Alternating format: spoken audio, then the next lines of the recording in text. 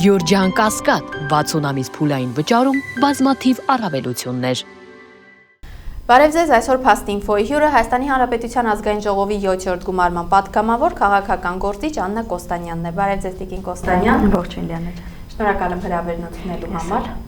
Տիկին Կոստանյան, օրերս Հայաստանի Հանրապետության պաշտպանության նախարար Սուրեն Պապիկյանը հայտարարեց, թե օգոստոսի 8-ի փաստաթղթից հետո Ադրբեջանի հռետորաբանությունը փոխվել է, եւ հենց երեկ Իլհամ Ալիևը հաստատեց, որ այդ հռետորաբանությունը փոխվել է, որտեղ հայտարարեց, որ Սևանա լիճ չկա, կա Գյոյչա լիճ, հայտարարեց, որ Հայաստանը դա իրենց պատմական արևմտյան Ադրբեջանն է, որ իրենք նվաճելու են ոչ թե տանկերով, այլ գալու են մեքենաներով։ Ինչ է սա նշանակում։ Նշանակում է, որ շատ հետևողական եւ համաձայն իրենց պլանի առաջ են քայլում, անկախ նրանից, թե Հայաստանում ինչ մտածածին միֆեր են ստեղծում հայ հասարակությանը խաբելու համար։ Այստեղ խնդիրը նրանում է, որ Հայաստանում ընդհանրապես եւ հասարակությունը, նաեւ քաղաքական գործիչները լծված են, չգիտես ինչու իշխանությանը ապացուցելու, որ այ տեսեք չկա այդ խաղաղությունը, օգոստոսի 8-ը ֆեյք էր, հռետորաբանությունը չի փոխվել, հա, բոլորս գիտենք, որ այդ հռետորաբանությունը որևէ կամ վաշինգտոնյան կամ եվրոպական որևէ այլ երկրում ստորագրված ինչ-որ փաստաթղթով չի փոխվելու։ Ինչու են զուտ ժամավաճառությամբ զբաղվում եւ փորձում իշխանությանը ապացուցել։ Իշխանության տարբեր անդամներ, որ պահին, ինչպես կուզեն, կմեկնաբանեն, խաղաղությունը բերել են, խաղաղությունը հաստատված է, օգոստոսի 8-ի Վաշինգտոնյան փաստաթղթից հետո կարճ է այդպիսի մեկը հանրային գործիչ ասել էր, այլևս չենք ցեղասպանվելու, մինչդեռ Ալիևը շատ համակարգային ձևով ցույց է տալիս, որ իրենք շատ հետևողական են։ Այս խոսույթը նոր չի ստեղծվել, Սևանա լիճը Գյոյչա կամ չգիտեմ էլ ուրիշ ինչ անուններով են կոչում։ Պատերազմից անմիջապես հետո շատ արագ ձևով տեղեկատվական տեխնոլոգիաների միջոցով Google-ի քարտեզներում փոփոխություններ արվեցին եւ Հայաստանի տարբեր մասեր սկսեցին վերանվանել ադրբեջանական տարբեր անվանակոչումներով։ Ստեղծվեցին համայնքներ, Արևմտյան Ադրբեջանի խոսույթը տարածվեց։ Ինչ է սա ցույց տալիս այդ հետևողականությունը, որ հայ հասարակությանը սովորեցնում են նաև այս խոսույթին, այսինքն սա դառնում է մեր մեջ արդեն նորմա։ Մենք քննադատում ենք, տվայտվում ենք, զայրանում ենք ու անցնում ենք ամեն մեկս մեր գործերին։ Սա նշանակում է, որ դարձել է նորմա ադրբեջանական այդ խոսույթը։ Իսկ մեր իշխանության ընդհանրապես ոչ ռեակցիան, հակազդեցությունը, ընդհանրապես անիմաստ է ակնկալել կհերքեն իրենց ինչպես որ ձեռք է տալիս, այդպես էլ մեկնաբանում են։ Պետք կլինի կստեն հաջորդ վայրկյանին, պետք չի լինի չեն ստի։ Տեսեք, այն նույն տրամաբանությամբ Նիկոլ Փաշինյանն էլ այսօր հայտարարել է, որ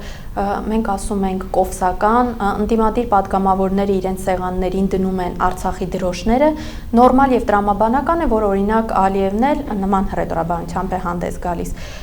Լավ, Ադրբեջանից հնչում են հայտարարություններ, ակնհայտ հակահայ հայտարարություններ են հնչում, Հայաստանի իշխանությունները ամեն կերպ փորձում են այդ հայտարարությունները արդարացնել եւ հիմնավորել, ուր են այս քայլերով հասնելու։ Ես կարծում եմ, որ չեն արդարացնում, այլ պարզապես այս մարդիկ այսօրվա ինչու ենք մենք անընդհատ շեշտում դրածո իշխանություն, որովհետև իրենք բազմակի անգամ ապացուցել են, իրենք դրածո են օտար երկրի կողմից ուղղորդված, ուղղորդվող եւ օտար երկրյա քաղաքականությունը Հայաստանում տանող։ Հետևաբար ոչ թե արդարացնում են, այլ պարզապես թարգմանում են հայ հասարակության համար, հայ հասարակությանը, այսպես ասած, պայմանականորեն հասու լեզվով։ Եվ տեսեք, ընդհանրապես կարելի է այստեղ չզարմանալ ադրբեջանական հռետորաբանության ավելի կտրուկ դառնալուց, որովհետև ի սկզբանե նոյեմբերի 9-ի պայմանագիրը ստորագրելուց հետո այդ այսպես ագրեսիվ ձևով այդ խուսույթը տեղեկատվական տեխնոլոգիաների միջոցով տարածվեց, ընդ որում ամենաբարձր մակարդակով եւ Ալիևի եւ տարբեր պաշտոնյաների, ընդ որում նաեւ արտաքին գործերի նախարարի շուրթերով, այստեղ խնդիրը կայանում է նրանում, որ հայ հասարակությունը սովորելով այս խոսույթին եւ դարձնելով իր համար նորմա, կամաց համակերպվում է, որ ինչ որ մի օր նաեւ կարող է օրինակ Սևանը ամբողջովին լինել ադրբեջանական վերահսկողության տակ եւ օրինակ ասենք Սևան գնալու համար Հայաստանի Հանրապետության քաղաքացիները պարտավորված պիտի լինեն թույլատվություն խնդրել Ադրբեջանի իշխանություններից եւ դա սարերի հետևում չէ։ Եկեք չմոռանանք, որ պատերազմից հետո ուրեմն Սոտքի հանքավայրի մեծ մասը շատ արագ ձևով անցավ ադրբեջանական տիրապետության տակ։ Եթե աշխարհագրական տեսանկյունից մենք պատկերացնում ենք Սոտքի հանքը եւ այդտեղ ռազմավարական մի շարք բարձունքներ, որ գրավվել են Ադրբեջանի զինված ուժերի կողմից, մենք կարող ենք վստահ ասել, նաեւ հիշեցնել, որ այդ բարձունքներից Սևանա լիճը գտնվում է ուղիղ ադրբեջանական նշանառության տակ։ Այսինքն այսօր արդեն իսկ որոշակիորեն Ադրբեջանը կարող է հեռահար գոնե դիտարկել Սևանա լճի շուրջը տեղի ունեցող, չգիտեմ, մարդկանց տեղաշարժը, գյուղաբնակների անցուդարձը եւ այլն։ Ես կարծում եմ, որ շարունակել Նիկոլ Փաշինյանի ու նրա խմբակի այս ռետորաբանությունը, որը ինչպես ասի ոչ թե արդարացնում է ադրբեջանական խոսությունը, այլ պարզապես թարգմանում է, հայաֆիկացնում է հայ հասարակության համար, մենք չպետք է այլևս արձագանքենք, որովհետև շատ վաղուց պարզ է, այս մարդիկ ինչի համար են գտնում Հայաստանի Հանրապետության իշխանության ղեկին։ Իսկ ինչ պետք է անենք այդ դեպքում, Տիկին Կոստանյան։ Ես կարծում եմ, որ Հայաստանում դեռևս գոյություն ունի, այսպես կոչված մտավորական մի շերտ, հանրային քաղաքական գործիչներ, այսինքն մտածող մարդիկ, ովքեր որ հաշ չեն այս իրականության հետ, եւ գործում են մի շարք տարբեր համայնքներ, լինեն մշակութային, հանրային քաղաքական, սոցիալական, ամենատարբեր տեսակի հանրային շերտավորումները կան, համայնքները կան, որոնք ունեն որոշակի առաջնորդություն, չէ, որ այդ համայնքները ձևավորվել են ինչ որ մեկի առաջնորդությամբ ու նախաձեռնությամբ։ Այս առաջնորդները, այսպես ասած, պայմանական, եթե հաշ չեն իրականության հետ, իրենք իսկ նախաձեռնողականություն պետք է ցուցաբերեն, ոչ թե նստեն եւ սպասեն կամ մեղադրեն, դժգոհեն, առավոտից երեկո բողոքեն, թե ինչու ընդդիմությունը որևէ քայլ չի անում։ Ընդդիմությունը անում է այնքանով, որքանով անում է, կամ չի անում, որովհետեւ չի կարողանում անել։ Ծախողել է եւ չունի հանրային լայն աջակցություն, կան ուղղակի տարբեր ինչ որ շրջանակներ, առաջին նախագահի, երկրորդ, երրորդ, նոր ձևավորվող ընդդիմադիր ուժեր, իրենք ունեն իրենց, այսպես ասենք, շրջանակը եւ հանրային ինչ որ շերտ, որը աջակցում է այս միավորներին եւ դրանից դուրս հանրային աջակցություն պլյուս մինուս չեմ պատկերացնում, որ կունենան։ Հետևաբար տարբեր համայնքներ, եթե չեն վախենում իրենց ընդդիմադիր հայացքները արտահայտել, չեն վախենում, որ կարող է ինչ-որ պահի նաև իրենք ենթարկվեն քաղաքական հետապնդման, ինչպես որ դա լինում է օրինակ հոգևորականների պարագայում կան մի շարք քաղաքացիների, ովքեր որ ցույցերի են դուրս գալիս իրենց ըմբոստությունը, դժգոհությունը արտահայտելու եւ ձերբակալվում են կամ գտնվում են երկարատև կալանքի տակ, նրանք էլ պետք է չվախենան եւ նախաձեռնողականություն ցուցաբերեն։ Այսօր մենք այնպիսի իրավիճակում ենք, երբեմն համեմատում են օրինակ 100 տարի առաջվա հետ, Սարդարապատ, չգիտեմ, առաջին հանրապետության ստեղծում, կործանում, տարբեր ճակատամարտեր, Գարեգին Նժդե, Անդրանիկ, նստում են, լացում են, ինչու չունենք Անդրանիկ եւ Նժդեհ։ Անդրանիկը եւ Նժդեհը մեզանից յուրաքանչյուրն է։ Եթե ինքը մտածում է, որ ուզում է Հայաստանի Հանրապետություն գոյություն ունենալ եւ ուզում է, որպեսզի Արցախը նորից դառնա հայկական։ Չկան անդրանիկներ այդպես ինչ որ մի պահարանում, ինչ որ սենյակում փակված։ Մեզ այն յուրաքանչյուրը անդրանիկ եւ Նժդեհ է։ Եթե մենք ունենք այդ հավատամքը, եթե մենք ուզում ենք լինել հայ, մնալ հայ, ունենալ Հայաստանի Հանրապետություն եւ չզրկվել հայկական լեռնաշխարհի այս մի փոքր տարածքից, ել չեմ խոսում ավելի հեռահար նպատակների մասին, ապա ամեն մեկը իր տեղում պետք է սկսի գործել։ Դժգոհելով սոցիալական ցանցերում դա հիանալի տեխնոլոգիա է, որի միջոցով բոլորիս կառավարում են, դեմոտիվացնում, դարձնում անպիտան իր եւ հետնաբեմում լուծում իրենց հարցերը։ Տիկին Կոստանյան, իսկ այս պարագայում օրինակ հայ առաքելական եկեղեցին եւ վեհապարը հանրային լայն աջակցություն ունեն թե ոչ, որովհետեւ Նիկոլ Փաշինյանը տևական ժամանակ է եկեղեցու եւ հոգեվոր այրերի դեմ արշավ է սկսել եւ ցավալիորեն կարծեք թե կարողանում է քայլ առ քայլ հասնել իր նպատակներին։ Դե տեսեք, մենք միշտ տեսնում ենք մեդալի միայն մի կողմը, ես կարող եմ իմ փոքր օրինակով ասել, որ հայ ժողովրդի կողմից բավականին լայն աջակցություն ունի հայ առաքելական եկեղեցին հանձին իր առաջնորդի, այսպես ասենք։ Ընդամենը մեկ կիրակի բավարար է, որպեսզի Երևանի մի քանի եկեղեցիներում գնաս պատարակի ու տեսնես այդ հոծ բազմությունը, որ դուրս է գալիս։ Անկեղծ եմ ձեզ ասում, ես երբևէ այդքան արթնություն հայկական եկեղեցիներում չեմ տեսել։ Էլ չեմ խոսում մարզերի մասին, որովհետև մարզերում ենթագիտակցաբար, թե, չգիտեմ, ավանդույթի բերումով հոգևոր այդ արթնությունը ավելի ընդգծված ու ավելի ուժեղ է արտահայտված։ Եվ միայն Երևանում, եթե տեսնում ենք այդ կարգի մարդկանց անհանգստությունը եկեղեցիներում, ընդ որում տղամարդկանց, ես ընդամենը 2 կիրակի առաջ, եթե չեմ սխալվում, հենց Հովանավանքի այդ այսպես կոչված դեպքերի կեղծ պատարակի օրը Առնջի եկեղեցում էի Սուրբ Հովանես գտնվում։ Տղամարդիկ, ովքեր որ շարականներ են երգում, աղոթում են, արտաքինից նայում ես, երբեք չես ասի, որ այդ մարդը գուցե հոգևոր խոսքի պահանջ ունի, բայց արի ու տես, որ այդպես է։ Եվ սա ընդամենը 1-2 դեպք Երևանի տարբեր մասերում։ Կարծում եմ պարզապես այդ առաջնորդությունը այս պահին առայժմ չի, այսինքն չի ընդգծվում, չի զգացվում, որ աջակցություն ունի, որովհետև հակառակ օրակարգը թվային տեխնոլոգիաների միջոցով շատ ավելի ագրեսիվ ձևով է աշխատում, քան այն, ինչը որ կարող է անել օրինակ հայ առաքելական եկեղեցու տեղեկատվական խումբը, որ աշխատում է տեխնոլոգիաների միջոցով։ Բայց կարծում եմ դեպքերը ավելի են զարգանալու, հնարավոր է չի բացառվում նաև կաթողիկոսին ձերբակալության տանելու դրվագներ լինեն։ Այս մասով համենայն դեպս հույս ունեմ, գոնե մեր հասարակությունը անարձագանք չի թողնի, որովհետև բոլորը շատ լավ հասկանում ենք սա մեկ անձի հանդեպ կամ մի քանի հոգևորականների հանդեպ տարվող արշավ չէ։ Այս արշավը կազմաքանդող հայ առաքելական եկեղեցին հիմնովին սասանելու նպատակ ունի, որովհետև հասկանում են, որ սա այն միակ հանգրվանն է մնացել, որ կարող է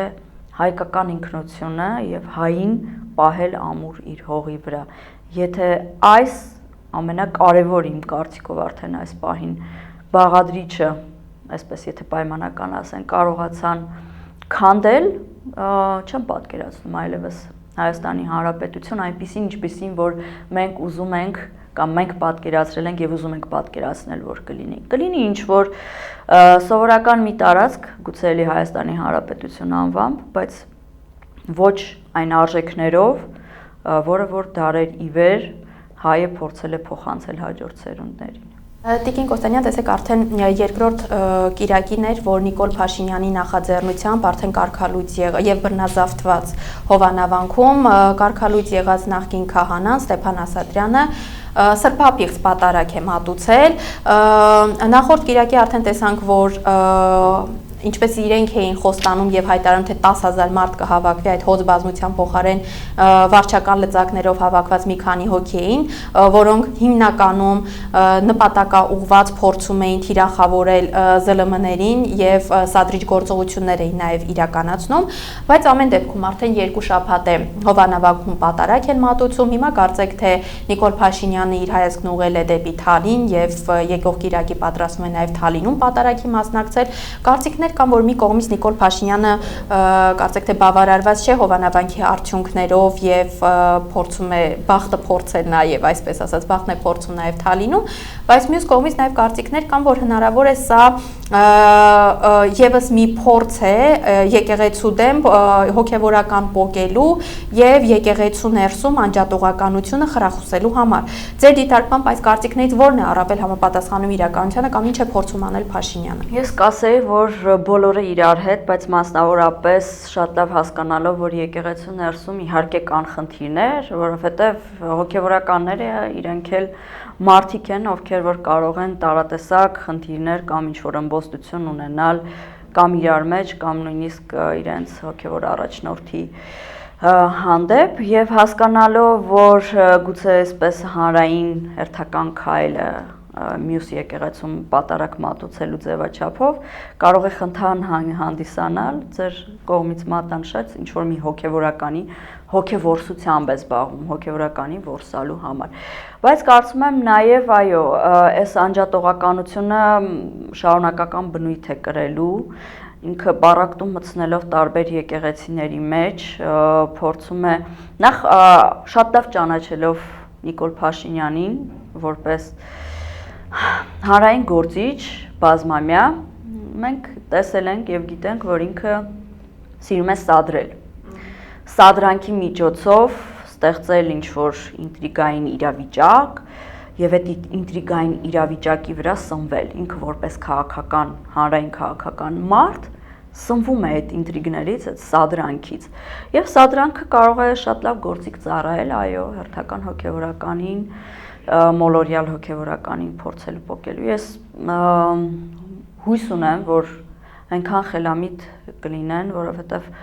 միշտ համարել են, որ հոգևոր դասը Հայաստանում բարձր մտավորական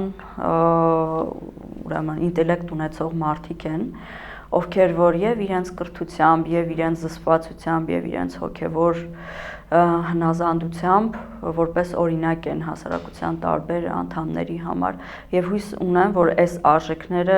որոշիչ ու դերակատար կհանդիսանան նրանց համար, չմոլորվելու, չտրվելու Նիկոլ Փաշինյանի սանդրանքին։ Մի բան պետք է հասկանամ, որ Նիկոլ Փաշինյանը անցողիկ է, այսինքն իշխանություն կրող անձ, ինքը այսօր կա, վաղը կարող է հանգիստ չլինել։ Իսկ հայ առաքելական եկեղեցին, որը փաստացի միակ ինստիտուտն է, նույնիսկ պետություն չունենալու պայմաններում Հայաստանը գոյատևել է հայ առաքելական եկեղեցու շնորհիվ, հայ առաքելական եկեղեցու հոգևոր հայրերի կամքի եւ պետական դերակատարություն ստանձնելու շնորհիվ։ Հետևաբար անցավորներին չպետք է դուրք տալ, սադրեն, պառակտեն եւ մեզ բաժանեն հազար մասի։ Իսկ ձեր դիտարկման օրինակ պատահականություն է, որ հիմա Նիկոլ Փաշինյանի թիրախում է հենց Արագածոտնի թեմը, որտեղ տեսեք օրերս կալանավորվեցին վեհափարի եղբայրն ու եղբոր որդին, Արագածոտնի թեմի առաջնորդը, որը եւս կալանավորված է վեհափարի ազգականներից է եւ արդեն իշխանական շրջանակները չեն թաքցնում վեհափարին կալանավորելու, ձերբակալելու, կալանավորելու իրենց մտադրության մասին։ Իհարկե ոչ մի պատահականություն չկա, բացարձակ, հատկապես որ Արագածոտնի թեմի առաջնորդն է, առաջին, այսպես ասենք, երկու սրբազանների կալանավորումից հետո, նաև վեհափարի թիրախավորումից հետո եղել հաջորդ թիրախը, հատկապես նաև որ ազգակցական կապեր կան, այսինքն ըստ երևույթին ունեն տարատեսակ ուրեմն ազգային անվտանգության ծառայությունների, հատուկ ծառայությունների կողմից հավաքված տեղեկատվություններ եւ այդ տեղեկատվության հիման վրա բնականաբար ստեղծում են օրակարգ հաջորդ թիրախը նպատականշելու եւ այդ թիրախի հետևից գնալու իհարկե պատահականություն չկա, բայց մյուս կողմից գիտեք ինձ համար տեսեք ազգային անվտանգության ծառայությունները այդպիսի միֆ կա, որ այնտեղ շարունակում են ծառայել շատ ազգանվեր, պետությանը նվիրյալ անձինք, ովքեր որ պետության հիմքում են կանգնած։ Ես այդ մարդկանց կուզեի պարզապես մի հարց ուղղել։ Ինչ է իրենց ներկայացնում Նիկոլ Փաշինյանը, որ այդ շատ նվիրյալ ազգային անվտանգության ծառայության աշխատակից հանդիսացող, հատկապես նրանք, ովքեր որ բազմամյա փորձ ունեն, ինչ է իրանից ներկայացնում այդ մեկ անձը, որ կարողանում է այդ բոլոր ճակերտավոր հզորներին մանիպուլացնել եւ իր ձեռքի մեջ պահել։ Ինչ շատ հետաքրքիր այս հարցի պատասխանը չեմ գտնում։ Եվ արդյոք իրենք պատրաստ են մինչև վերջ գնալ, կեղտոտ տեղեկատվություն հավաքելով, հոգևոր դասի նկատմամբ ներխուժելով նրանց անձնական դաշտ, խախտելով անձնական կյանքի իրավունքը, խախտելով մի շարք օրենքներ, սահմանադրորեն Հայաստանի Հանրապետության քաղաքացուն վերապահված մի շարք օրենքներ, արդյոք չեն կարծում, որ ինչ-որ մի օր նաև նրանք են պատասխան տալու սրա համար, որովհետև հենց իրենց ձեռամբ են այդ օրենքները խախտվում եւ այդ խախտված օրենքների միջոցով ոտնահարելով այդ օրենքները մարդկանց բերման ենթարկում, ձերբակալում եւ անօրինական ձևով պահում։ Տեսեք, որպես ձեր խոսքի շարունակություն, այո, շատ է հարց բարձրացվում, թե ինչու են իրավապահները լռում, անգամ Ստեփան Ասատրյանի դեմ հաղորդում կա, որ նա Հովանավանքի փականները փոխել է եւ մյուս հոգեվորականներին թույլ չի տալիս իրենց հոգեվոր ծառայությունը մատուցելու եւ իրավապահները լռում են։ Եվ որպես շարունակություն, այսպես կարծիքներ կան, որ իրավապահները պարզապես ժողովրդական լեզվով ասած թաթախված են նույն կեղտի մեջ Նիկոլ Փաշինյանի հետ միասին եւ ինչպես օրերս նախկին գլխավոր դատախազ Արթուր Դավթյանը հայտարարեց, ասում է, որ իշխանության ժամանակ օրինակ ոչ մի անօրինական գործողություններ չեն եղել, այսինքն ստացվում է, որ դատարանների մուտքերը արգելափակելը նորմալ է եղել, Շուռնուխի եւ Որոտանի կեսը թշնամուն հանձնելը նորմալ է եղել, մարդկանց դեմ քրեական գործեր հարուցելը նորմալ է եղել։ Ստացվում է, որ Նիկոլ Փաշինյանը փորձում է իրավապահներին իր հանցագործությունների մեղսակիցը դարձնել, որպեսզի նրանք այլ երկ չունենան եւ ուզած թե չուզած պաշտպանեն իրեն։ Այո, այստեղ միշտ դրա մասին խոսելուց օրինակ Արթուր Դավթյանին հիշեցրեցիք, ես էլ հիշել էի միանգամից դատարաններ շրջափակելու այդ դրվագը։ Շատ հետաքրքիր բան կա, ասում է, ինչպես է ստացվում, որ տարբեր հատկապես ուժային եւ իրավապահ համակարգի ղեկավարներ, ովքեր որ որոշակի փորձառություն ունեցող համենայն դեպս երբ որ խոսում են, զգում ես, որ մարդի ինտելեկտ ունեցող մարդ է, ինչպես է ստացվում, որ այդ տեսակ մարդիկ կարողանում են տուրք տալ կիսագրագետ վարչապետի հրահանգներին։ Կարծում եմ, այստեղ գործում է վախի պարզ մեխանիզմը, շեֆը ասել է պետք է շատ արագ անել, որովհետև շատ լավ հասկանում են, որ օրինակ Նիկոլ Փաշինյանը այն անձն է, որ կարող է լայվը միացնի ու սկսի իրենց մասին ինչ-որ բաներ խոսել։ Մեկ տարբերակ չի բացառվում։ Այո, գուցե կան դրվագներ նորից էլի հատուկ ծառայությունների կողմից հավաքագրված, հենց այդ տվյալ առանցքային անձանց, ղեկավար անձանց վերաբերյալ, ինչի շնորհիվ նա կարողանում է նրանց պահել իր ղեկավարման տակ եւ ստիպել անել այն, ինչը որ ինքը հրահանգում է։ Ընդհանրապես, տեսեք, այս 2020 թվականից հատկապես սկսած պատերազմից հետո Հայաստանի գլխին ջարդված այս տարատեսակ իրադարձություններից դուրս ներքին իրավիճակը այլանդակ կեղտոտ վիճակում է։ Այսինքն ես փորձում եմ պատկերացնել, եթե օրինակ իրավիճակ փոխվի, իշխանություն փոխվի, ինչից եւ ոնց պետք է սկսել երկիրը վերակառուցել ու հասկանում եմ, որ այդ կամքը ունեցող մարդկանց պակաս գուցե ունենանք, ովքեր պատրաստ կլինեն այդ կեղտը, աղբը մաքրել ու սկսել կառուցել նորմալ պետություն։ Այնքան է թաթախված տարբեր տեսակ, չգիտեմ, կոռուպցիաների, ինչ որ անձնական դաշտում այլասերումների մեջ չեն վախենա ասել։ Պղծված է Հայաստանի Հանրապետությունը ու եթե այսպես շարունակվի, պարզապես լինելու է իրոք երրորդ հանրապետության վերջը, հետո չորրորդը կարողանանք կառուցել, դա արդեն շատ մեծ հարց է, բայց կարծում եմ վճռական համարձակներ այնուամենայնիվ մեր մեջ կան, ովքեր որ պատրաստ են հանձնառություն վերցնել իրենց վրա պետությունը չթողնելու միջև վերջ կործանման գնալու։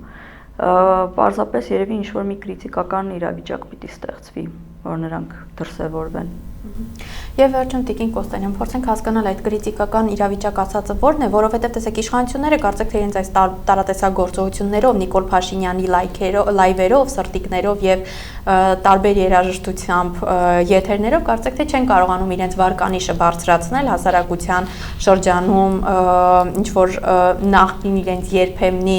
այսպես ասած, վարկանիշը բարձրացնել, բայց մյուս կողմից նաև այն ինչ արվում է եկեղեցու դեմ եւ պետության դեմ,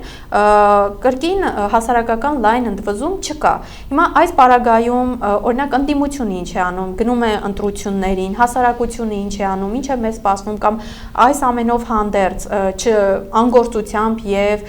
սահմանափակ գործունեությամբ, այսպես ասած, մենք ուր ենք գնում եւ ուր ենք հասնելու։ Ես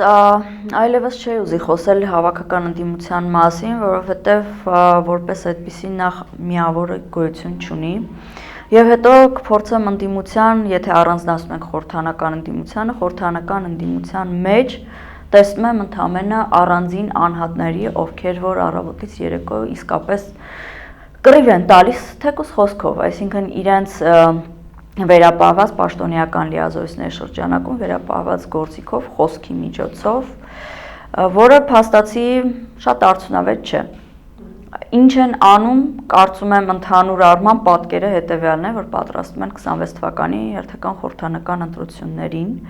արդյոք կհասնենք մենք այդ ընտրություններին, թե չէ, շատ մեծ հարց է, որովհետև իսկապես մտավախությունը սրտում ամեն օր քնում եւ արտանում ենք, որովհետև չգիտենք վաղը էլ ինչ է գալու մեր գլխին։ Որն է լինելու կրիտիկական այդ մաքսիմալ կետը, որ կստիպի հանրությանը արթնանալ։ Գիտեք, Արցախի կորստից հետո այդպիսի կրիտիկական կետ այլևս ցավոք սրտի չեմ տեսնում, որովհետև այդ ժամանակ միամտաբար կարծում էի, որ Արցախի կորստի վախը հայ հասարակությանը այսպես թափ կտա ու բոլորը դուրս կգան։ Այո, դուրս եկան, բայց ոչ ամբողջ ժողովուրդը։ Ցավոք սրտի մենք տեսանք տարբեր պատճառներով, չեմ ուզում հիմա մեղադրել մեր ժողովրդին, որովհետև տարբեր պատճառներով օբյեկտիվ, սուբյեկտիվ, անձնական հազար ու մի պատճառներ կարելի է բերել, թե ինչու դուրս չեկան, փաստը մնում է փաստ, որ մենք անհաղորդ մնացինք Արցախի կորստին։ Ես կարծում եմ տարբերակներից մեկը հնարավոր է լինի այն, երբ որ օրինակ այդ պայմանական 300,000 կամ արդեն 500,000 ադրբեջանցիները, որոնց մասին խոսում են,